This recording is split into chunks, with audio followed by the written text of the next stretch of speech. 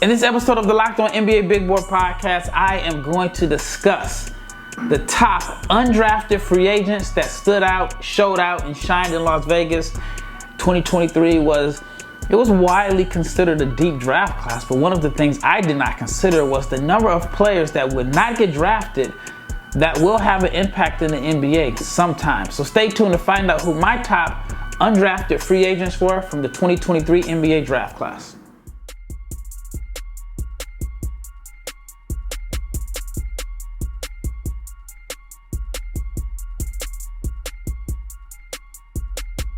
Happy Monday. Big shout out to each and every person that has made the Locked On NBA Big Board Podcast your first listen of the day. I'm your host, Rafael Barlowe, the director of scouting for NBA Big Board and the founder of NBA Draft Junkies. And this episode is brought to you by none other than Prize Picks. If you are a first-time Prize Picks user, you can receive a 100% instant deposit match up to $100. All you have to do is use the promo code LOCKEDON. That's prizepicks.com/LOCKEDON. And remember, like, share, subscribe, comment on the YouTube channel. Again, that is the best way we are going to grow the content on this channel. All right, let's talk about the undrafted free agents that stood out and shined in Las Vegas this summer. Again, like I said in the opening, 2023 was a deep draft class, and there's been quite a few guys that did not get drafted. And some of the guys that did not get drafted, I think was actually strategic. I think they probably did what I call the Austin Reeves theory, where you basically tell teams you don't want to take a two-way. They pass you up, and then you can pick pick the best destination, give you the best opportunity to earn playing time. Now, the first player that I want to talk about actually shares the same agent as Austin Reeves and got picked up by the same team. It is Colin Castleton from Florida. Started off his career at Michigan. He was on pace for a really good second half of his senior year. He averaged about 25 points a game before he broke his hand. Maybe it was his wrist, but I know it's hand or wrist. Same thing. And unfortunately, he didn't get drafted. I thought that he would have been a perfect fit for Denver. I thought that he would have been like the ideal backup to Jokic because he's such a good passer. He ends up going to the Lakers, and through 7 games, he's been really, really good for the Lakers. He is someone that I think is not only going to make the Lakers team, I think he's going to crack their rotation and be in their rotation at the end of next season. I think he's going to pass Jackson Hayes up. I could be wrong. I've been wrong plenty of times before, but I just feel like Colin Castleton has what the Lakers need. He has size. He's a really good passer. I mean, he's averaging like 4 assists per game here in the summer league. He rebounds, is a gifted scorer around the basket. Just doesn't fit the modern NBA in a sense because he doesn't space the floor, but I think he makes up for it with his passing, and I do think that he will be able to develop into a reliable shooter down the line. Now, of course, there are people going to say he's a little bit older, and you know, when you have a guy that's 18 or 19, and you always think that he has upside, and the guys that are seniors that are 24 and 23, they may not have the same upside, which, you know, that's fair, but I do think Colin Castleton will be able to space the floor. He's a good free throw shooter. I mean, he's shooting like 80% from the foul line in the summer league. Again, small sample size, only 7 games, but in those 7 games, just rounding up the numbers, he's putting up 14 points, 10 rebounds, 4 assists, and a block per game. But I do think that he will be able to help the Lakers with his size, rebounding, and as a passer. Like I can just see where they're giving him the ball at like the elbow, and he's just finding cutters. And I'm still a believer in big men that can score on the block, and I think that he's a guy that can exploit mismatches. And if you double, then he can find the guys. But of course, the Lakers aren't going to be running plays for him to exploit mismatches in the post. But I think that he will be able to help the Lakers out and crack their rotation. So Colin Castleton is the guy that stood out to me the most as an undrafted free agent. But not far behind him is Craig Porter Jr. Craig Porter came on the podcast last week. One of the more intriguing and unique prospects that I've scouted. We're talking about a 6'2 guard that rebounds like a big and protects the rim like a big, but is a 6'2 guard. And Craig Porter is playing for the Cleveland Cavaliers, who are playing in the championship game today. And he didn't start at the beginning of Summer League, came off the bench. But through, I don't know, maybe 5 games or something like that, he's averaging, rounding up here, 13 points, 7 rebounds, 5 assists, a steal. He's averaging like 2.5 offensive rebounds per game. His rebounding instincts are better than some bigs. I mean, there's some bigs or wings that are like 6 inches taller than him that just do not have the same instincts or nose for the basketball as Porter. And I mean, the fact that he was one of, well, I shouldn't say one of, he was the only player that ranked in NCAA, ranked in like the top 100 in blocks and assists. And he did this as a guard. And I mean, there was a game he had a couple blocks. I even think that he has more blocks than the stats indicate. I think that the refs are kind of shocked at his timing as a shot blocker. Some of his blocks, they're not calling blocks, or they're calling a steal or calling a foul. But I think that Craig Porter can find a way to help the Cleveland Cavaliers with his defense and just the intangibles that he has. The biggest concern is that he's shooting only 11% from deep, but overall 48% from the floor. Hasn't missed a free throw, and Craig Porter has really caught my attention and stood out in Summer League. Another guy that has caught my attention is with the Lakers, and the Lakers have done an excellent job drafting and even just picking up players in the undrafted free agent pool or two-way guys right after the draft. I mean, of course, you think of Austin Reeves. I thought the Max Christie pick, even though at the time I didn't understand it, but the way he's played this summer, I think that was a good choice. Then, like I mentioned, Colin Castleton, and then there's D'Moi Hodge. D'Moi Hodge has a role and a skill set that I think complements LeBron James and Anthony Davis. If you're going to play with LeBron James, one of the things that you have to do is knock down open shots. And D'Moi Hodge can shoot. We knew he could shoot at Missouri, and he's shown that, you know, the NBA three-point line does not have an impact on his shooting. Some guys struggle with the adjustment of the line that's a little bit further back. And I know last year in college basketball, I think, if I'm not mistaken, he shot over 40% from 3 based off the NBA range. Like, they measured the distance of his shot, and it proves. So far in Summer League, 15 points per game, 4 rebounds, a little less than 2 assists, but 40% from 3. So overall, 44, 40, 80 shooting splits. Again, another gem for the Lakers as far as the undrafted guy that can come in and have an impact. And if you can shoot and defend, you can play with LeBron James. D'Moi Hodge could be another undrafted free agent gem that the Lakers sign that could crack their rotation. Now, I know Cam Reddish is a clutch guy, and I've been on record, I'm not the biggest Cam Reddish fan. But don't be surprised if D'Moi Hodge leapfrogs Cam Reddish in the Lakers rotation. People may think I'm crazy, but I think that Hodge is a better shooter, and that's really all he's going to need to do is shoot for the Lakers. But then again, Max Christie's playing well too. I think Hodge is probably going to start the year off in the G League, going to put up good numbers, but I think there are going to be a time in the season that the Lakers are going to need him in his outside shooting. All right, when we return, I want to talk about a few other undrafted guys, but I'll start off with Dallas's own Mike Miles Jr., who's playing for his local team. And I talk about Mike Miles and his play this summer and how he may be able to help the Dallas Mavericks. But first, let's talk about Prize Picks. Prize Picks is daily fantasy made easy.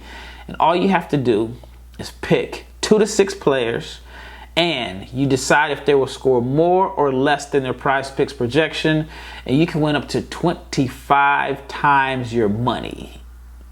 Yes, 25 times your money. There's no competing against other people. It is just you versus the projections. And Prize Picks offers projections on pretty much any sport you can think of, whether it's NBA, NFL, Major League Baseball, PGA, college football, college basketball, women's college basketball, soccer, WNBA, NASCAR, tennis, boxing. I mean, the list goes on. And all you have to do is just pick 2 to 6 players and decide if they will score more or less than their Prize Picks projections. The entries can be made in 60 seconds or less. It is that simple. It is that easy. It is safe. You get your money out quickly. And it is currently operational in 30 states and to our neighbors to the north in Canada. So all you have to do is download the PrizePicks app and go to prizepicks.com and just play daily fantasy sports. And if you are a first-time user, you can receive a 100% instant deposit match up to $100. But you got to use the promo code Locked On. If you deposit $100, PrizePicks will give you $100. If you deposit $50, PrizePicks will give you $50. So do not forget to enter the promo code Locked On and sign up for an instant deposit match up to $100. Big shout out to each and every person that's made the Locked On NBA Big Board podcast your first listen of the day. And in my next episode, my guy Leif is back. Leif has been busy doing a lot of Utah Jazz stuff, but Leif will be back on. And Leif, and we have some catching up to do. I don't think we've spoken, I don't think he's been on the podcast since the California Classic. So we definitely want to hear Leif's takes on the Summer League. So in the next episode, Leif Thulin will be back to share his thoughts, especially on the Utah Jazz. And I know he's probably just raving about Keontae George's performance, who was the best rookie in Las Vegas. All right, Mike Miles Jr. Mike Miles, if you don't remember Mike, and I know Richard Stayman is like a huge Mike Miles guy. I first heard of Mike Miles, I want to say it was probably like 2012 or 2013. I was in China. In China, a guy shows me, I don't even know how they got YouTube, because if you know anything about China, they're not supposed to have YouTube. But the guy had, I guess he had access to YouTube. He showed me this video of this kid. I'm looking, and I'm like, I know that gym. It was a gym about 10 minutes from my house. And so that was my first time seeing Mike Miles Jr. If you go to like type in his name, Ball Is Life, you'll see this video when he was a little kid and he was just poised and patient. I mean, he looked just years and years and years ahead of his time. But if you watch that video, you see there's a kid that's like filling the lanes and like on the receiving end of some of his passes, and it was Cade Cunningham. So that just shows you how sometimes these, especially in the Dallas area, some of these kids that are like 4th and 5th grade, they're playing on these super teams at an early age, and they're playing with NBA players. So anyway, Mike Miles was a guy that was like a star, a YouTube sensation at an early age.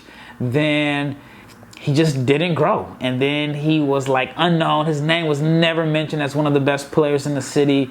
Then all of a sudden, maybe like his junior, senior year of high school, then I think he won a championship. Then his name started buzzing again, chose to go to TCU, was one of the younger freshmen, and had a good 3-year career at TCU. He's only a few months older than some of the freshmen in this class, or even some of the sophomores. So he was a young junior, went undrafted. I think his size worked against him. You know, it's tough for smaller guards. And he looks like he belongs in the NBA. He averaged 12 points per game, 3 rebounds, a little bit under 4 assists per game, in only 18 minutes. So 12 points and 3 rebounds and 4 assists in 18 minutes. I mean, he was definitely making things happen when he got in the game. And overall, his shooting splits were good outside of the 3-point shooting, which I think he'll be fine. But he shot 50% from the floor, 75% from the free throw line. And I thought Mike Miles had a good summer league, signed a 2-way contract. I believe he'll start the season off with the Texas Legends. But I think if he's given an opportunity, he could maybe beat out McKinley Wright for the Dallas Mavericks' 3rd point guard. Mike Miles has been that good. And then shout out to Jelly Walker, his teammate, who has also played well. He didn't make my list, but the way he finished strong, I mean, he had a strong case and probably should have. Another player that caught my attention, and this is one of my favorite players in the world because I just feel like when he has the ball, good things happen. He's exciting, and it's Terquavion Smith. Terquavion, you can say that he made a big mistake by coming back to school. That is the one thing that a lot of people are talking about when you talk about Terquavion Smith, especially over the last week or so, is that he should have left last year. I think last year he would have been early 2nd round at the latest. He was the flavor of the month. It was interesting about the NBA, and I had this conversation recently, is that it's a copycat league. And then there's some guys that are like aesthetically pleasing, and there's some guys that aren't. And GMs and scouts and decision makers are human. And so I feel like last year, Jordan Poole was like the flavor of the month. He just came off a championship. He was like this combo guard that was like a microwave scorer, uber confident. Yeah, he may take bad shots, but he can help a team win a championship. And then you have Bones Hyland, who was coming off a very productive rookie year in Denver. Fast forward a year later, Jordan Poole's stock and his name is just, it doesn't have the same glow to it as it did last year. The Warriors don't win. They struggle on offense when Poole is initiating the offense, to the point where the Warriors had to separate Draymond Green and Steph, because they had to have one of them on the floor because the Warriors their offense just wasn't clicking. Jordan Poole gets into the fight. The wild shot selection, even though he's the same player as he was, the wild shot selection now it's like glaring. It's like a glaring negative because the team isn't winning as much, and now his stock drops. Bones Hyland, I don't know the situation, but whatever the situation was, to where he ends up out of Denver, out of their rotation. They trade him for Reggie Jackson, and Reggie Jackson doesn't even play. So, being compared to Jordan Poole and Bones Hyland this year doesn't have the same impact as it did last year. And I think that really hurt Terquavion Smith. I thought he should have been drafted. Microwave score. We know that he can score. I thought he improved as a passer this year at NC State, and the team won. Last year, NC State's team was awful. I mean, I don't know if they won 12 games. This year, they win 20 games. They go to the NCAA tournament. I thought Terquavion did what he needed to do. Now, the efficiency didn't improve, but I thought he got better. Well, for whatever reasons, and maybe it's because he was often compared to Jordan Poole and Bones Hyland, he does not get drafted. In Las Vegas and in the California Classic, or was it the Salt Lake Summer League? Either way, in Summer League, Terquavion proved at the very minimum he should have been drafted. Averaged a little under 15 points per game, 4 assists. The shooting splits aren't great, but he did shoot 38% from 3. I think there is a role for him as a complimentary off-the-bench guy that can knock down shots off the catch. You pair him with, let's say Philly. Let's say he gets minutes in Philly, and James Harden is still on the team. I think there could be sometimes you can run a lineup with Harden and Terquavion. Harden could be the primary ball handler, and Terquavion will be able to knock down open shots. And, I mean, the confidence is there. He's definitely going to knock down open shots. Again, 38% from 3. Had some big games. Had some struggles with his efficiency, but the confidence is there. He's definitely going to need to get stronger. I jokingly say he's the baddest 165-pound player in basketball. But Terquavion Smith should have been drafted. Again, 15 points, 4 assists in 8 games. All right, the next player that I want to talk about is a surprise. A guy that a lot of people just have never heard of. I know when I talked about players for the last 10 months for the 2023 draft class, I did not one time mention Jalen Martin. That's because he was playing for overtime. All the attention from overtime was on the Thompson twins, rightfully so. I mean, they played very well in Summer League. But Jalen Martin is a guy that, I'll be honest, I did not see him playing the way that he played. I didn't even know if he'd get a Summer League invite. But he ends up getting invited to I want to say like the G League and the Combine. And Jalen Martin made a name for himself. I think we have to really do a better job of taking overtime serious. Overtime is not just the Thompson twins. And I'll talk about that on another episode. But Dominique Barlow's played well. I think you have to really consider John Montero from last year, the way he's played in the ACB in Spain, and just the way overtime guys have played this year. And Jalen Martin, in my opinion, was probably the Knicks' best player, at least the most promising player on their Summer League, in my opinion. He averaged 13 points per game, 3 rebounds, 3 assists, a steal. He had a game-winning shot. I mean, the splits weren't great. 41% from the floor, 28% from 3, 73% from the foul line.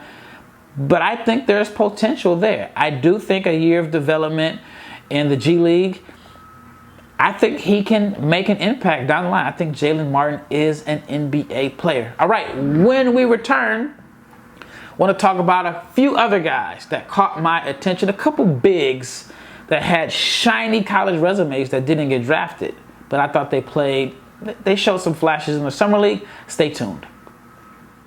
All right, last segment. And I want to start off this segment by talking about Ricky Council, who at one point, I believe I had him as a first-round pick. Ricky is a phenomenal athlete. I mean, this guy is the only guy that I can remember, that I know of, that dunks backwards in games. Like, it's part of his arsenal. Phenomenal athlete, a really good scorer, but he has a very, very funky release on his shot. And, I mean, he really struggles shooting off the catch. And so far in Summer League, hasn't been making jump shots either.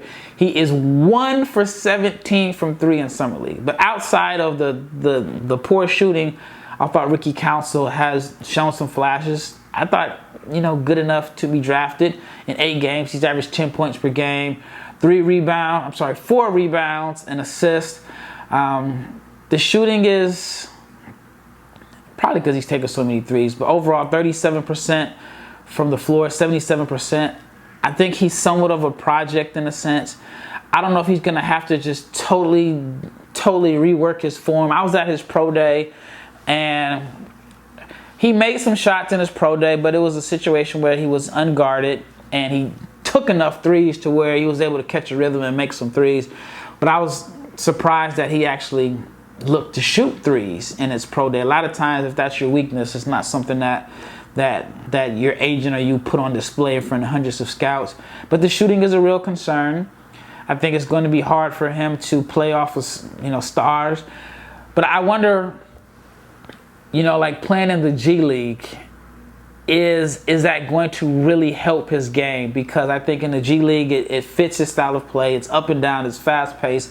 I think he's going to be able to score 20 points per game in the G League without really having to shoot a lot of jumpers. So the key for Ricky Council is outside shooting. And I know that's not a big surprise.